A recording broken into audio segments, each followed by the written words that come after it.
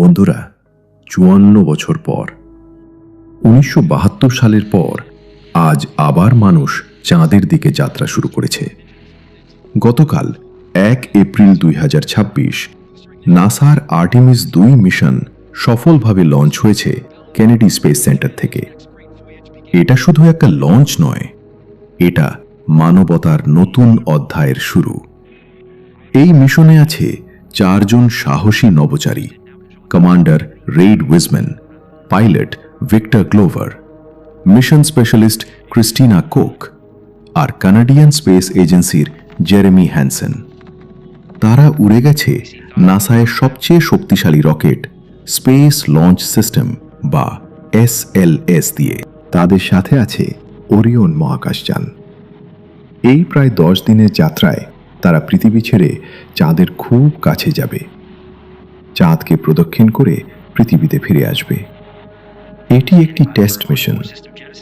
ওরিয়নের life support system, navigation আর গভীর মহাকাশে মানুষের নিরাপত্তা পরীক্ষা করা হবে।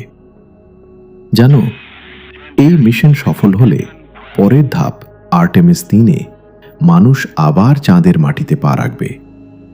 আর তারপর আমাদের লক্ষ্য মঙ্গল গ্রহ। ভাবো, আমরা এমন এক সময়ে বেঁচে আছি যেখানে মানুষ আবার চাঁদের দিকে যাচ্ছে। এটা শুধু নাসার নয়, পুরো মানব জাতির স্বপ্ন। একদিন আমাদের ভবিষ্যৎ প্রজন্ম হয়তো চাঁদে বাস করবে আর তারপর মঙ্গলে যাবে। এই যাত্রা আমাদেরকে মনে করিয়ে দিচ্ছে মানুষের সীমা নেই। আমরা সব সময় আরও দূরে যেতে চাই। তোমার কি মনে হয়, মানুষ কি চাঁদে স্থায়ী বসতি করতে পারবে?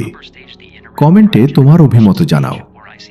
আরও স্পেস আপডেট, তথ্য আর ভিডিও পেতে এখনই এই বিজ্ঞান বাইট লাইক আর ফলো এবং ইউটিউবে সাবস্ক্রাইব করে রাখো। আর মহাকাশ অপেক্ষা করছে, আমরাও। আর্টেমিস ২, চাঁদের নতুন যাত্রা শুরু হয়েছে।